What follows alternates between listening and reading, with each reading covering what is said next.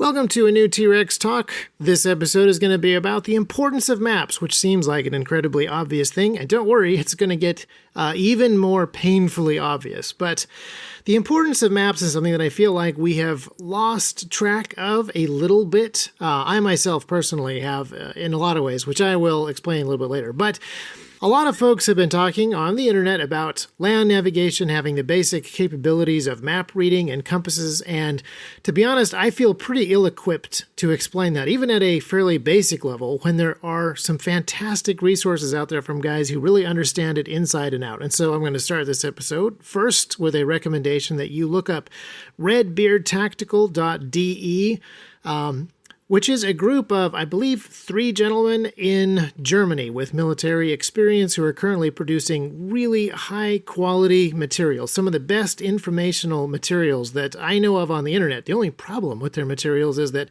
they are primarily on Instagram. So if you're not on Instagram, good for you, but unfortunately you are missing out on Redbeard Tactical. They do have a Patreon page, and they're publishing more and more stuff to their Patreon page. So if you're not on Instagram, look up their Patreon page. They also have a YouTube channel, but I'm not sure that they are focusing on that right now. So yeah, one of the best things on Instagram, one of the few reasons to actually be on Instagram is probably redbeardtactical.de. And of all places, they actually publish a lot of their materials as stories, and they have story archives on a whole bunch of just fascinating topics. But land navigation, compass use, reading maps, really good stuff on all of these. Now, I have been doing a lot of research on map-related stuff recently, which kind of led me to record this episode. A whole bunch of different stuff. And one of the things that I just want to encourage you guys to do is start doing some research and learn this stuff. But more importantly, practically try it out and actually begin experimenting with map reading, navigation, and compasses, because it's harder than it looks. It's easier than you think. But I would say that the only way that you can actually start to understand it is if you get out and do it. So as I've been researching maps and various types of mapping devices, recently I've been spending a little bit more time outside, sometimes in the wild, sometimes on actual roads, which reminds me, I should also plug Grantham's latest video on urban survival, which is excellent. And then just experimenting with different stuff, generally speaking, in places that I already sort of understand. So I can have a little bit better idea of what information, what value the map or GPS device or GPS watch or whatever is actually giving me based on some criteria that I already understand. So last week, my son James and I went on a couple of walks. One of them was 2.5 miles. We were using some different stuff to keep track of where we were. I had a Garmin watch, and I'm glad that we did this road walk because I was trying to figure out how valuable the maps on the watch are, because the screen is just so tiny and you can see so little that when we were out in the woods doing stuff prior, the topo maps that are on the watch actually don't provide you with a ton of information. It's basically just a cool background for your breadcrumbs and your other little navigational widgets that appear on the watch when you're in walk or hike or whatever mode that you're in. But once you get onto roads and you actually have a pretty good spatial understanding of where you're at, I don't know, it seemed pretty useful. I mean, there's not much to it. It's not something that you absolutely have to have on your wrist all the time, but I kind of enjoyed being able to see all the streets on the wrist while I was walking, even though I already knew where I was. But anyway, get out there, experiment with your stuff, try it out, see what you learn. It might be stuff that you don't expect. But getting back to maps, being able to read and understand maps is a skill that I think cannot be overrated. And it is something that requires some work and some understanding to do in the first place. It's kind of like, I guess, any spatial representation of something. You know, musical notes on a page. Learning how to read those and turn those back into actual music is something that takes knowledge and practice. Learning how to turn those squiggly lines on the page into letters that can be spelled out into words so that you can understand what they say. We're currently doing that with some of the kids. And yeah, once you understand how to read words, a whole new world of informational possibilities opens up. Once you are able to understand what maps actually mean, an understanding of the actual physical world opens up to you. And this kind of goes for everything, not just topographical maps of physical space, but like any 2D drawing of actual space, whether it's a miniature representation of something that's too big to fully understand, like, the landscape, or a larger than life representation of something that's too small to really understand, like circuit board schematics. All these representations allow you to have a better understanding of the actual physical object or the actual idea. It lets you fully understand it so that you can make decisions about it, but again, it requires some actual work. And a lot of us, I think, are more familiar with maps in some ways than they used to be, because all of our GPS devices and our phones and our cars and our computers have maps built in. And maps that are oftentimes really, really good and detailed and have excellent information and more information than maps ever had in the past, and sometimes even up-to-date map information like traffic conditions. But the temptation is to just let those GPS devices do all of the work. Let the GPS device figure out A, where you are, and then B, where you need to get, and then C, exactly how you need to get there and which turns and everything. And I know that I personally used to be much better at comprehending maps and figuring out how to make travel decisions based on what the map was telling me before GPS devices existed. Now, technically, I don't actually predate GPS devices, but I certainly predate readily available consumer GPS navigation devices. And if you're like me, you used to be really good at that stuff before you got lazy and let your brain just let the GPS do all the work. In the same way that I used to be really good at remembering phone numbers before I had a phone that could do that for me. So back when I lived in New Zealand and I worked in the Auckland area, I used to drive around Auckland, which is a relatively large city that at the time I did not understand, and I was driving on the wrong side of the road and I was doing everything with paper maps.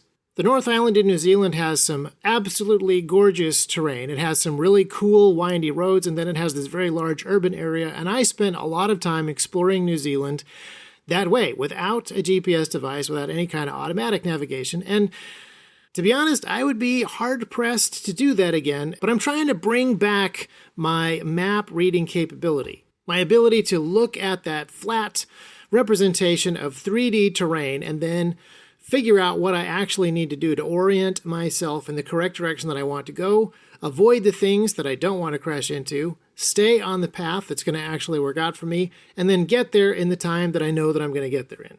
So speaking of New Zealand, quick side track. I've been playing the latest Microsoft Flight Simulator game with the kids, and I can't actually speak to the accuracy of the incredibly detailed flight model because I'm not a pilot. But if I do switch the game to the easiest possible mode, and it really holds my hand a lot, it's a fascinating way to explore. It's even more detailed and lush than Google Earth. Microsoft has taken a huge amount of satellite data, probably from the Bing Maps collection, and they've used artificial intelligence to really flesh it out in a way that is, well, to be honest, it's not always perfectly accurate, but it's a really good representation of the real world. And so the kids and I have been using it to explore cool places in the real world. And I wanted to show them the North Island of New Zealand, where I used to live and work and do stuff. And I discovered that if I started flying in the middle of Auckland, dodging the Sky Tower, and then I headed north on Highway 1, I actually needed to really stick close to those roads and use those visual landmarks and do some really dangerous nap of the earth type flying in order to find the towns, let alone the houses that I used to live in. It's actually really, really hard for me to figure that stuff out from a different perspective than the one that I remembered and find places that I thought that I knew like the back of my hand. So even though I'm a gadget guy and I rely probably way too much on technology to do even basic tasks, I realized that I wanted to get better at this. I wanted to get better at looking at a flat two-dimensional map, even on paper, and figure out what it actually meant in three-dimensional space so that I could actually use that to really quickly and fluently do the terrain recognition that is necessary to do land navigation. And so that's been something that I have been working on. At the same time, I've been studying a lot of different map technology and GPS technology, but I have been really trying to use the technology as a teaching tool rather than just a crutch. So try to figure out how to keep track of my gait and use my GPS watch to check myself and figure out what I'm doing wrong rather than just relying on it like training wheels. And what I've discovered is when I try to learn 2 or 3 things at a time, sometimes I can actually kill a couple of birds with one stone. So, just for example, you can see that I'm doing a lot of these particular hobby type activities with my children because involving them in the things that I'm interested in is something that I want to do. Making the most of the time is something that I want to do.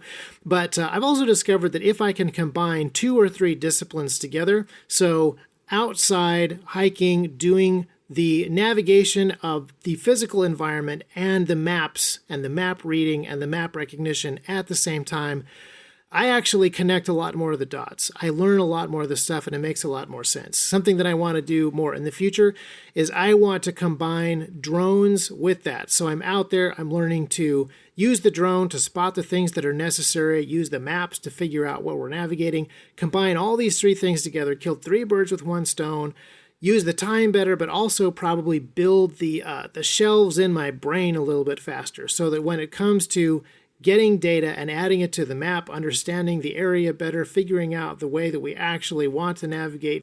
I mean, it's like reading anything. A map, be it a blueprint for a house, or prints for machining metal objects, or wiring diagrams, or actual topo maps or battle maps. Learning how to understand that. They're all the same thing, really, at their heart. They are ways of communicating spatial information. A picture is worth 1,000 words. A really good, accurate spatial diagram, regardless of what it is worth considerably more. And then once you have an understanding of that spatial information, whether it is how to machine the lower receiver of an AR-15, whether it is how to wire up a Mesh-tastic digital radio, whether it is how to navigate a specific piece of geography, being able to understand that spatial information then allows you to plan around it. And then it allows you to communicate that plan to other people, and then it allows you to act. So yeah, we're talking about really like kindergarten level basic understanding of why maps are good. Can you tell I've been talking about this with my kids recently? But it is really important, being able to interpret maps and understand what's a good map. A good map is something that has all the relevant data that you need, and not too much data. Noise that gets in the way and confuses what it is that you actually need to know, makes you spend more time processing what is on the page and less time actually making that plan. But also, you can't have too little data.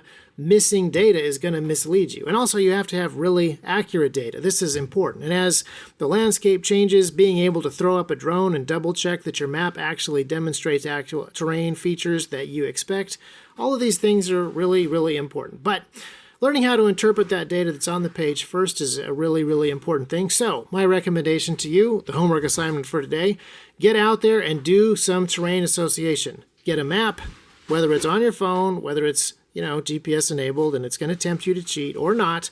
Get out there, start with a place that you already know and understand to some level. Look at it on the map. If you have a drone, look at it in that 3-dimensional space from different perspective.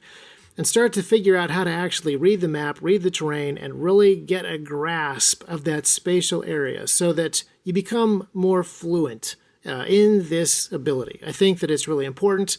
I think that it will pay off as you want to be able to do other stuff in addition to your moving and your communicating, and definitely rely on some of the better teachers. Some of the guys like Redbeard Tactical, they can actually explain how you put that practical stuff into effect and really put yourself in situations where you can learn this stuff faster and better, really apply it, and start to pick up on the main things that you need to understand. So, get out there and do it. I can't believe I forgot to say that this was going to be a short episode. Actually, would have been right for once.